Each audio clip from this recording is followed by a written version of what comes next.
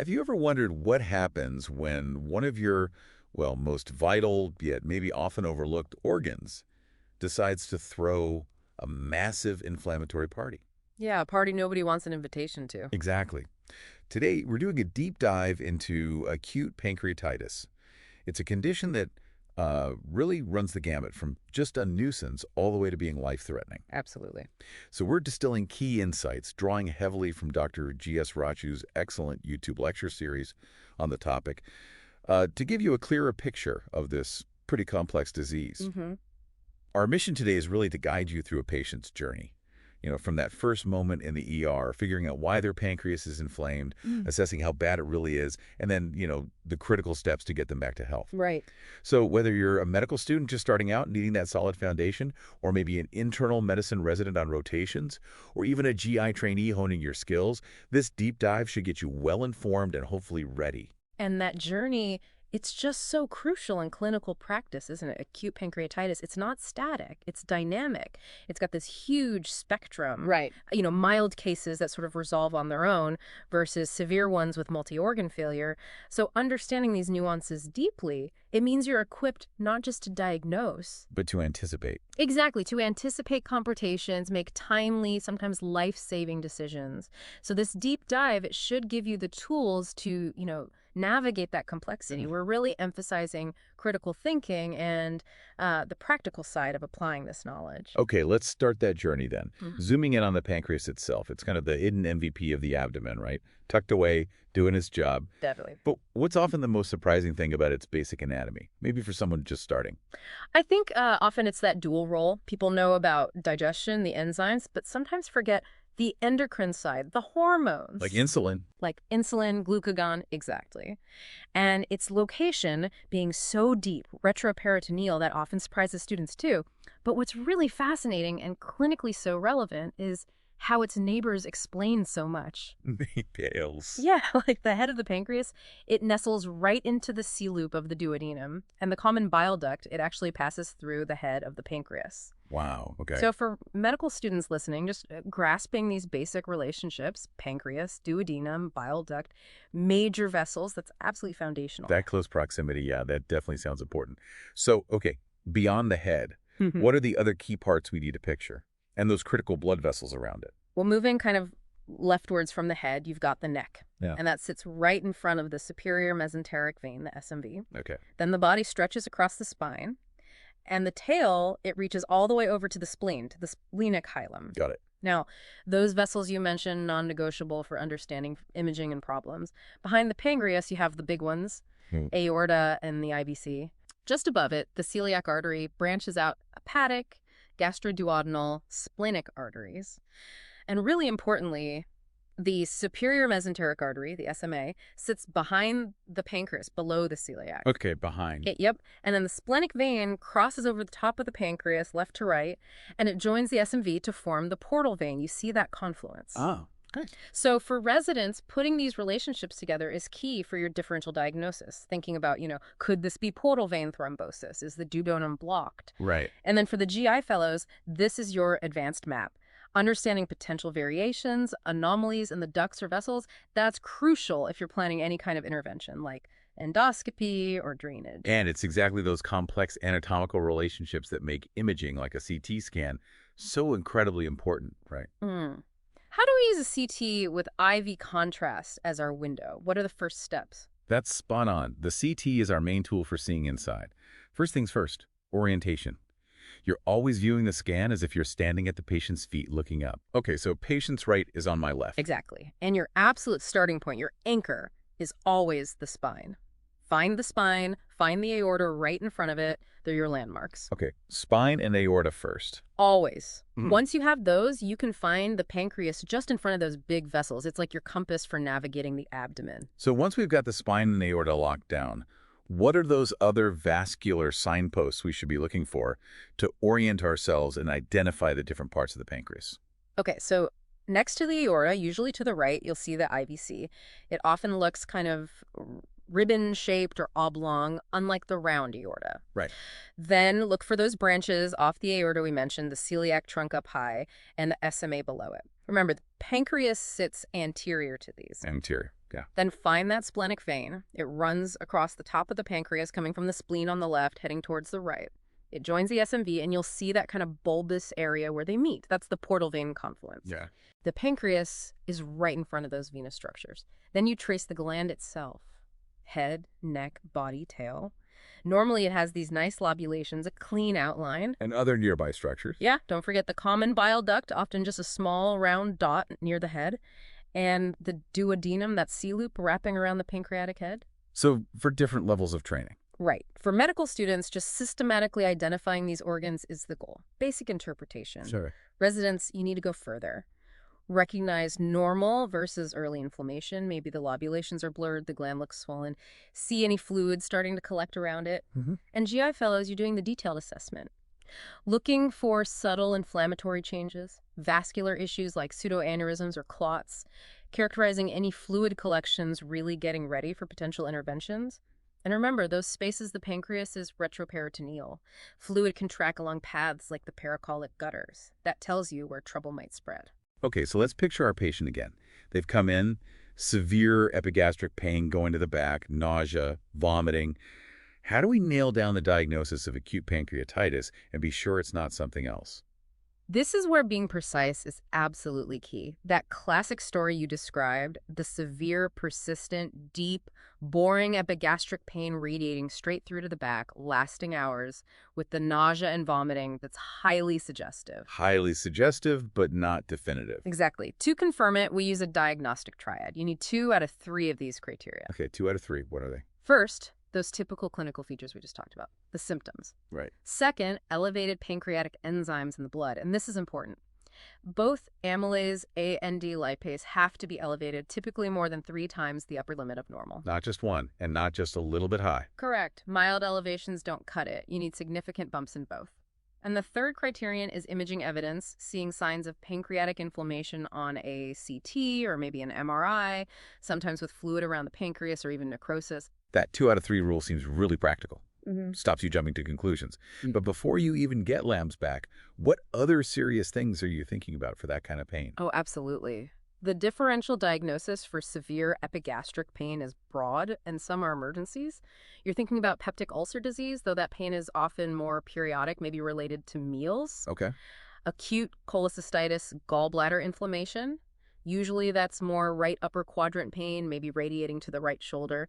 You even have to consider a heart attack, an MI, especially an inferior wall MI. That can definitely present as epigastric pain. Super important not to miss, especially in older folks. Wow. Okay. And then there's a perforated gut, like a ruptured ulcer. That's usually sudden catastrophic pain, a surgical emergency. For trainees. Yeah, for medical students, memorize that diagnostic triad and the common differentials. That's key.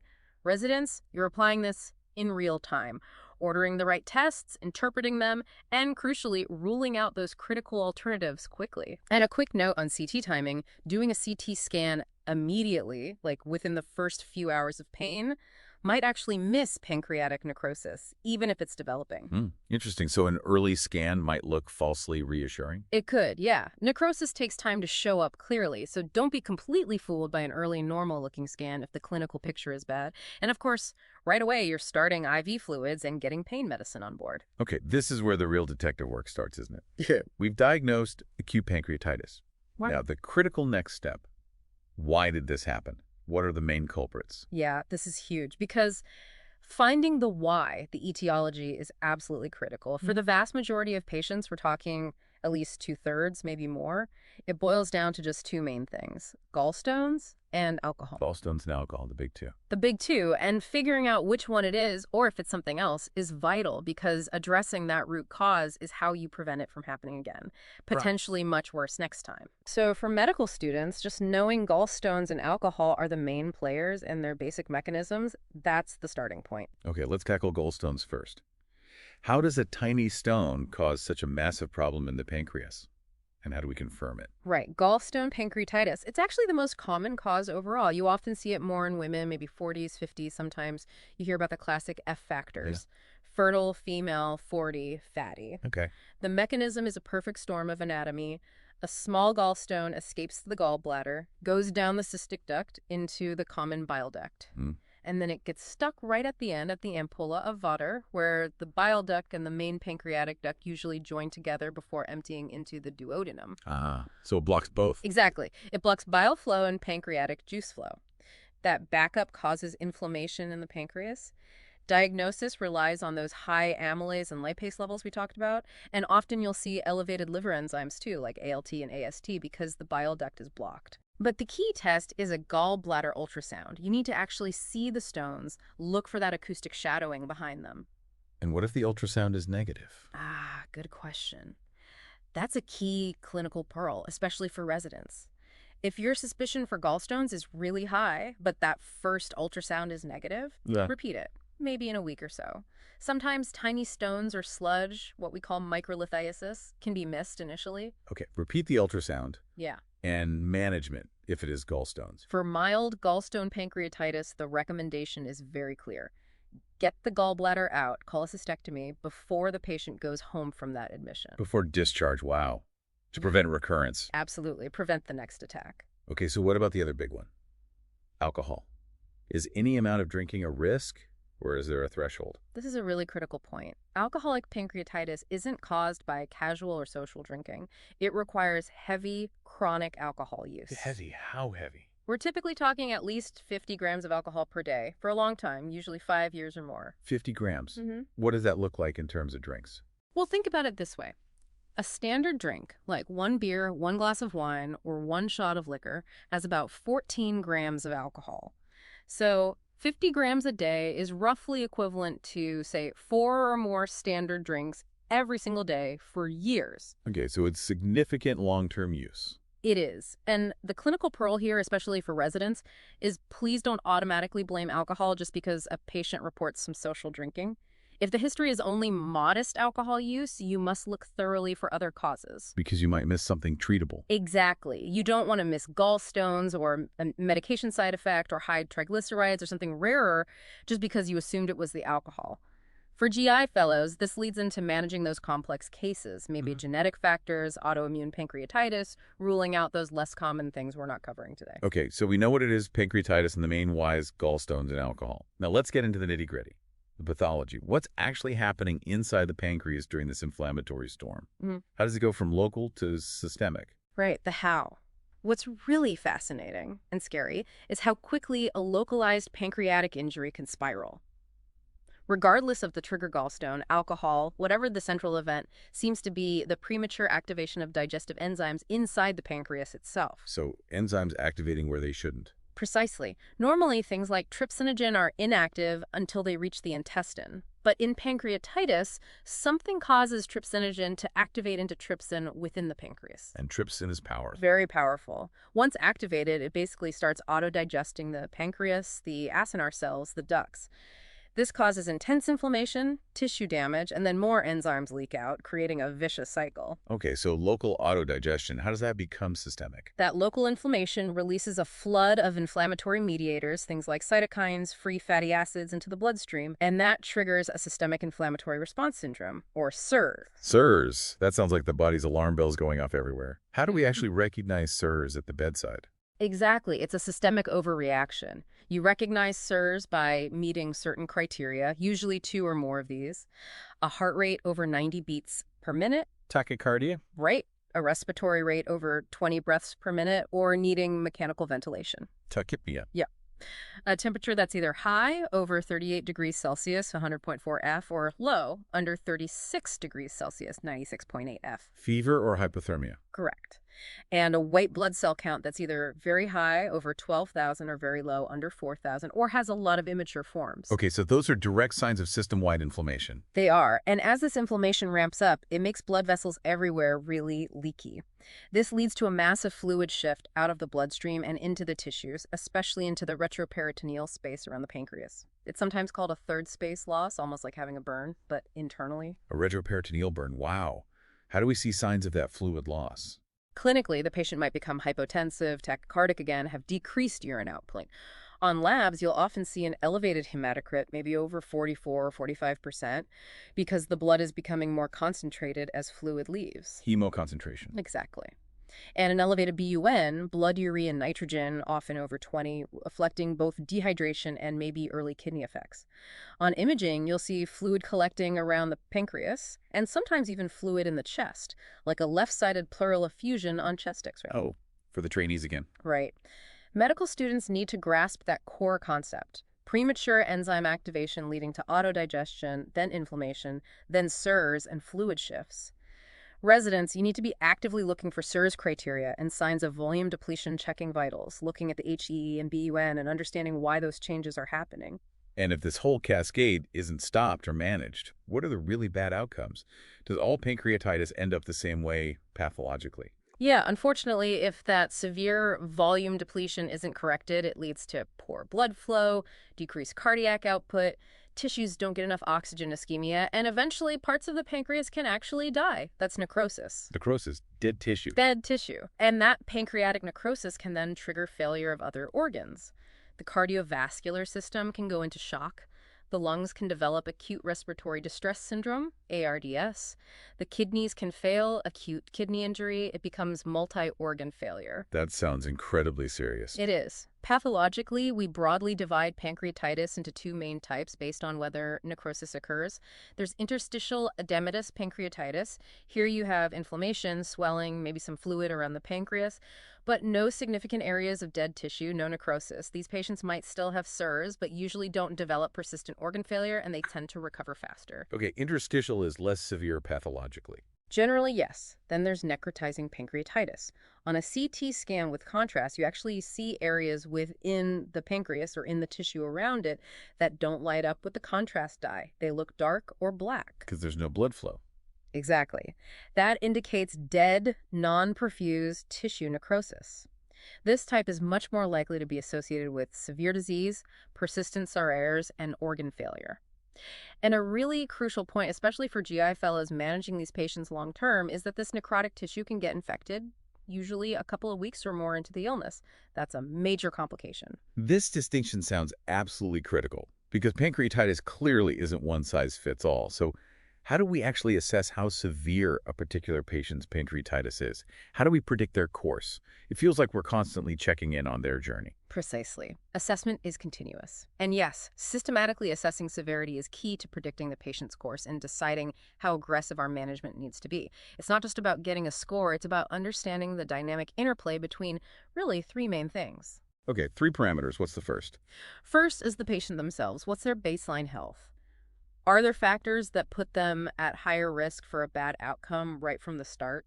Like what kind of factors? Things like age, being older, say over 60, obesity is a big risk factor, and any significant comorbid conditions, pre-existing hypertension, diabetes, heart disease, lung disease, kidney disease, history of stroke, basically any chronic illness that might have already caused some target organ damage. These things reduce the patient's physiological reserve. Okay, so the patient's baseline matters a lot. What's the second parameter? The second is the pathology itself. How bad is the immediate inflammatory process? Here we're really focusing on those signs of systemic inflammation, SIRS, that we just talked about. The SIRS criteria again. Exactly. Temperature, heart rate, respiratory rate, white blood cell count. Are they meeting SIRS criteria? Because that reflects the intensity of the pancreatic inflammation spilling over systemically. And tied closely to this is assessing for hypovolemia, that third space fluid loss. How do we assess that specifically for severity? We look for clinical signs like low blood pressure, persistent tachycardia despite initial fluids, and crucially, those lab markers. Is the hematocrit still high, maybe over 44%? Is the BUN elevated, say, over 20 or even rising? Is the creatinine starting to climb, maybe over 1.8 milli-GDL? These all point towards significant hemoconcentration and poor organ perfusion due to volume depletion.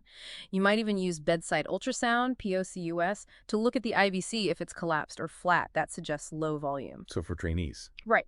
Medical students need to know the key risk factors: age, obesity, comorbidities, and the initial signs like SIRS and those basic lab markers of hypovolemia, HTT, BUN. Okay. Residents need to be systematically assessing these things at the bedside and on the labs, understanding what high HTT and BUN really mean in this context, and tracking them over time. Makes sense. And the third parameter for severity? The third is the ultimate consequence, the impact on other organs. Are we seeing organ failure? How do we define organ failure here? We typically assess three main systems: Cardiovascular, looking at blood pressure, need for vasopressor drugs, signs of shock like high lactate.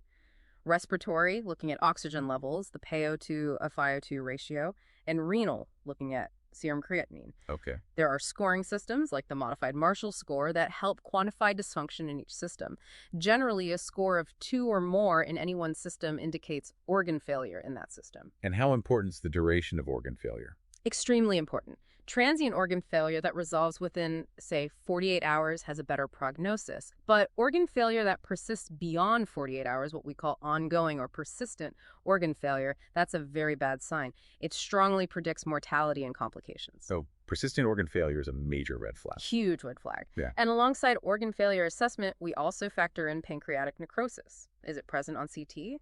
Usually we assess for necrosis with a contrast-enhanced CT scan, but typically not right on admission, more like day 3 to 5, when it's more likely to be evident if it's going to develop. Right, you mentioned that earlier. Yeah.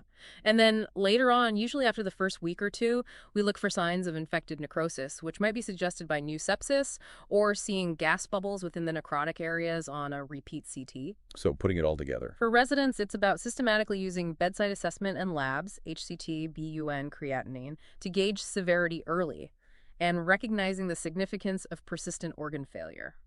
GI fellows need to be proficient with scoring systems like modified Marshall, accurately interpreting CT for necrosis and its extent, and anticipating those later complications like infected necrosis, because that will heavily guide potential interventions like drainage or debridement. Speaking of CT interpretation and complications, Yeah. this is where things get really interesting visually, right? As pancreatitis evolves, these fluid collections can form around the pancreas. What do they actually look like on CT, and how does their appearance change over time? That tells us a lot, doesn't it? It tells us a huge amount. The fundamental question when you see fluid or changes around the pancreas on CT is, are we dealing with just inflammation and edema, or is there actual dead tissue necrosis involved? Because the natural history and management implications are quite different. Okay, so necrosis is the key differentiator. Mm-hmm. How do we classify collections based on that in the early phase, say the first 4 weeks? Right. In the first 4 weeks, we use specific terms based on the CT findings. If the patient has interstitial edematous pancreatitis, so inflammation but no necrosis, they might just have swelling of the gland itself, maybe that disrupted lobular pattern we mentioned, or they might develop fluid around the pancreas. If that fluid is simple, meaning it looks homogeneous on CT without any solid debris in it, we call it an acute peripancreatic fluid collection, APFC. Okay, APFC with interstitial pancreatitis. What if there is necrosis? If the patient has necrotizing pancreatitis, meaning we see those dark, non-enhancing areas indicating dead tissue either in the gland or surrounding fat, any fluid collection associated with that is different. If it contains both liquid and visible solid necrotic debris on the CT, we call it an acute necrotic collection, ANC. ANC means necrosis is present. Got it. So APFC is just fluid. ANC has fluid and solid bits. Exactly. In those first 4 weeks, the presence of solid material implies underlying necrosis. So what happens after 4 weeks? Do these collections just stay the same? No, they tend to evolve. If they persist beyond about 4 weeks, they usually develop a well-defined wall or capsule around them. They become organized. Walled off. Walled off, exactly. And the terminology changes slightly. An APFC, that simple fluid collection from interstitial pancreatitis, if it persists and gets a wall, becomes a pseudocyst. Still no solid necrotic debris inside, just walled-off fluid. Okay, pseudocyst from interstitial. Right. But an ANC, the collection that had both fluid and solid necrotic debris from necrotizing pancreatitis, when it gets walled off after 4 weeks, it becomes walled-off necrosis. 1. It's a mature, encapsulated collection containing both liquid and solid necrotic material. 1 contains solid stuff. That distinction seems critical. It's absolutely critical for management. And one more crucial thing to look for, especially in these later collections, gas. If you see bubbles of gas within a pseudocyst, or more commonly within a 1 on the CT scan, that strongly suggests it's become infected. Infected pseudocyst or infected 1, that often requires urgent intervention. Gas equals infection, Yeah. usually. Okay. So for the trainees, Medical students should be able to basically identify fluid around the pancreas and understand the main difference between interstitial, no necrosis, and necrotizing pancreatitis. Right. Residents need to get comfortable describing these collections accurately based on CT. Is it just fluid, APFCP pseudocyst, or fluid plus solid material, ANCWLON? Understanding that time course less than 4 weeks versus more than 4 weeks, and knowing that ANSA-W1 implies more severe disease. And fellows. GI fellows need to precisely differentiate pseudocysts from mesoW1s, recognize subtle signs of infection like gas, assess the wall maturity, all crucial details for planning endoscopic drainage or other interventions. Getting the diagnosis of the collection right dictates the entire management approach. Okay, so we've journeyed from diagnosis and severity assessment through the pathology and imaging findings. Now, arguably the most important part for our patient. How do we actually manage them medically? What are the absolute core principles? Right, this is where we translate all that understanding into action. It really boils down to three main pillars of medical therapy. First, effective pain control. We didn't detail specific agents, but relieving that intense pain is paramount for the patient's comfort and well-being. Absolutely. Pillar 1, pain control. Pillar 2, and this is a huge focus, especially early on, is correcting that volume depletion through aggressive hydration. And Pillar 3 is addressing the hypercatabolic state, the nutritional consequences of inflammation and potential necrosis, with timely nutritional support. Okay, pain, fluids, nutrition. Exactly. And what's really fascinating and represents a major shift in practice over the years is the emphasis now on aggressive early hydration and early enteral nutrition. The evidence strongly suggests these interventions can actually prevent progression to more severe disease and improve survival. It really forces us to be proactive. Let's unpack that aggressive hydration first. Why is it so vital early on, and what fluid do we typically use? Fluid resuscitation needs to be, as the guidelines say, early, aggressive, and prompt, especially in the first 24 to 48 hours. The main goal here is to improve blood flow to the pancreas itself to try and prevent that progression from interstitial inflammation to actual tissue death, necrosis. Better perfusion prevents necrosis. Makes sense. What fluid? The preferred fluid, based on evidence, is generally Ringer's lactate, LR. It's a balanced crystalloid solution. Studies suggest it might have some anti-inflammatory benefits compared to normal saline, and theoretically, its composition might be better for preventing further enzyme activation. It's a bit more basic than saline. LR is preferred. How much and how fast? For patients who are clearly volume depleted, showing those signs like tachycardia, high GT, high BUN, a common approach is an initial bolus, maybe around 10 milliliters per kilogram of body weight. Okay, a bolus first. Followed by a continuous maintenance infusion, often around 1.5 milliliters per kilogram per hour. Depending on the patient's size and losses, they might need, 3 or 4 liters, maybe more, in those first 24 hours. Wow, that's a lot of fluid. How do we monitor? You have to monitor incredibly closely. Watch the heart rate, blood pressure, urine output, are they improving? Track the hematocrit, you want to see it coming down, ideally below 45% as they rehydrate. The BUN should also start trending down. If the response isn't adequate, you might give another bolus. It's a constant reassessment. Constant. For residents, this is a core skill. Right. Implementing aggressive fluid resuscitation, using the right fluid, LR, knowing typical rates, but most importantly, monitoring the response and adjusting based on those parameters. Which brings up the crucial flip side, fluid overload. Mm-hmm. How do we hit that sweet spot of aggressive hydration without causing harm? Excellent point. That is the tightrope we walk. You absolutely must avoid fluid overload, which can worsen outcomes, especially respiratory status. You're monitoring respiratory rate, checking oxygen saturation frequently, listening to the lungs for crackles indicating pulmonary edema, checking for worsening abdominal distension, maybe getting serial chest x-rays. Okay. The goal is to correct the deficit aggressively, but then ease back once euvolemia is approached to avoid causing iatrogenic harm. For GI fellows, mastering these nuances of fluid management, knowing when to push fluids, when to back off, recognizing early signs of overload, that's absolutely critical. It's like fluids optimized. Let's talk pillar 3. Nutrition. When do we start feeding, and what's the preferred way? Nutrition should also be started early, and enteral nutrition feeding via the gut is strongly preferred whenever possible.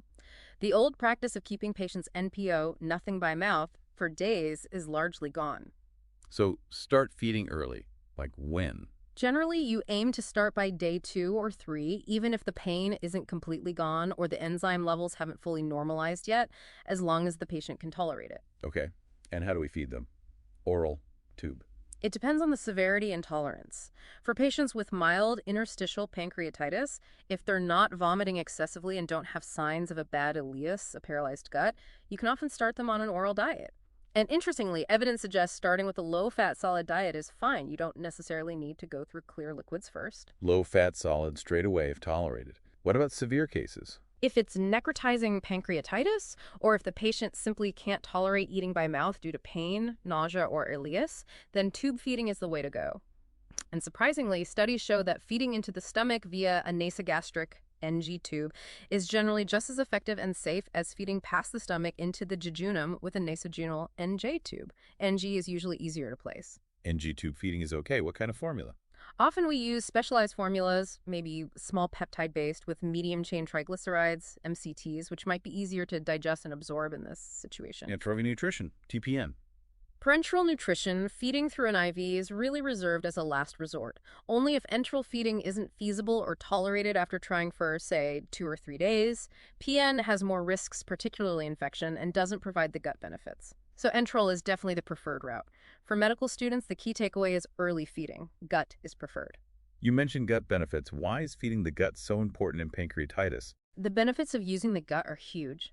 Enteral feeding stimulates gut motility. It helps maintain blood flow to the intestines, splanchnic circulation. It preserves the integrity of the gut lining, that crucial barrier. Okay. This is thought to reduce the translocation of bacteria or bacterial toxins from the gut into the bloodstream, which can drive infection and systemic inflammation. So, compared to PN, early enteral nutrition is associated with fewer infections, less organ failure, and potentially even improved mortality. Yeah. It really leverages the gut's own protective mechanisms. That makes a lot of sense. Use it or lose it, kind of. Pretty much. Yeah. For GI fellows, this involves troubleshooting issues like enteral feeding intolerance, choosing the right formula for complex patients, and really understanding the deep physiological reasons why preserving gut function is so beneficial in critical illness like severe pancreatitis. Your management here directly impacts survival. Wow. We've really covered a lot of ground today.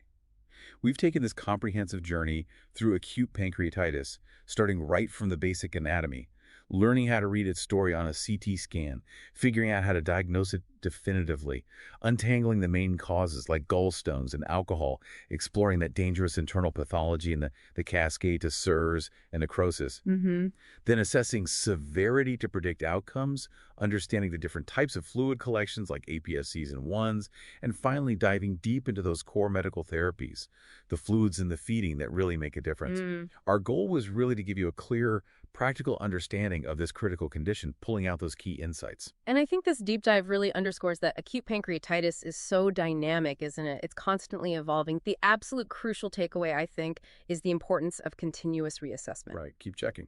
Keep checking everything, the patient's vitals, their labs, their fluid balance, how they look clinically, how the disease seems to be progressing on imaging, if needed. It's that constant vigilance combined with the kind of knowledge we've unpacked today that truly makes the difference at the bedside. Absolutely. So as you, the listener, reflect on all this information, maybe think about this. Considering everything from the initial insult to the systemic response and potential complications, what aspect of connecting these different pieces, anatomy, pathology, imaging, clinical signs, strikes you as most crucial for optimizing care for a patient presenting with acute pancreatitis?